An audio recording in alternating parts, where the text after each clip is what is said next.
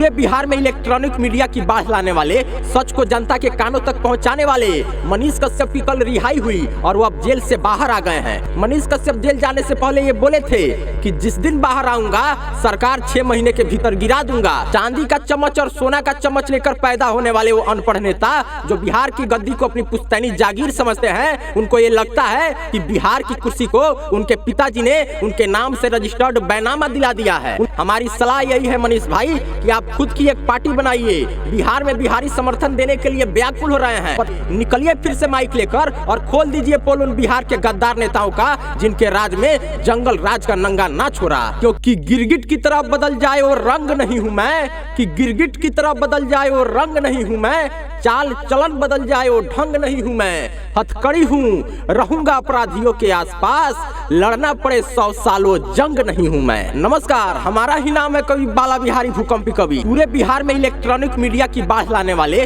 सच को जनता के कानों तक पहुंचाने वाले मनीष कश्यप की कल रिहाई हुई और वो अब जेल से बाहर आ गए हैं। अब आप लोगों का कुछ सवाल जरूर होगा कि क्या मनीष कश्यप अब चुनाव लड़ेंगे? अगर चुनाव लड़ेंगे तो कौन से पार्टी से चुनाव लड़ेंगे? क्या मनीष कश्यप अब माइक लेकर फिर से सच की आवाज बनेंगे या नहीं बनेंगे? और मनीष कश्यप को जेल भिजवाने में जिन सत्ताधारी नेताओं का हाथ था, उन नेताओं को जवाब मनीष कश्यप किस तरह से देंगे? मनीष कश्यप जेल जाने से पहले ये बोले थे कि जिस दिन बाहर आऊंगा सरकार 6 महीने के भीतर गिरा दूंगा। ऐसे तमाम सवाल हैं जिसका जवाब आप सभी खोज रहे हैं, तो इन सभी सवालों का जवाब आपको हमारे पास मिल जाएगा। सबसे पहले मैं कवि बाला बिहारी मनीष कश्यप की रिहाई पर उनको बहुत बहुत बधाई देता हूं और शुभकामनाएं प्रेषित करता हूं। जिस तरह आप जनता की आवाज बने थे, ठीक उसी तरह जनता भी आज आपकी आवाज बनी है। जनता के इस भारी जन समर्थन को देख के ये प्रतीत होता है कि अब बिहार बहुत जल्द बदलने वाला है। चांदी का चम्मच और सोना का चम्मच लेकर पैदा होने वाले वो अनपढ़ नेता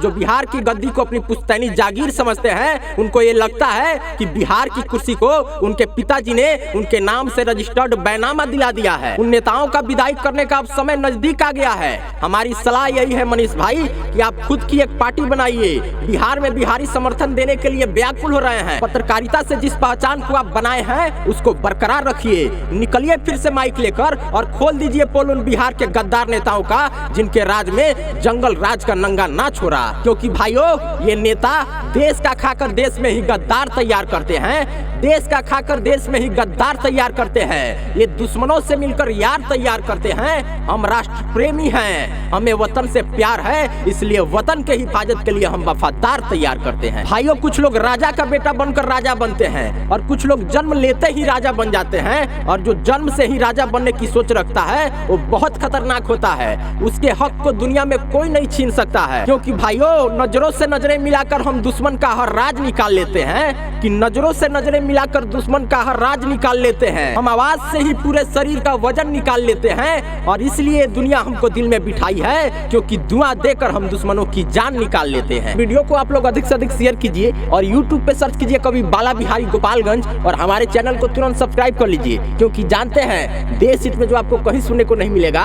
वो एकमात्र कवि बाला बिहारी के चैनल पर सुनने को मिलेगा। तो बिना देर किए हमारे चैनल को तुरंत सब्सक्राइब कर लीजिए।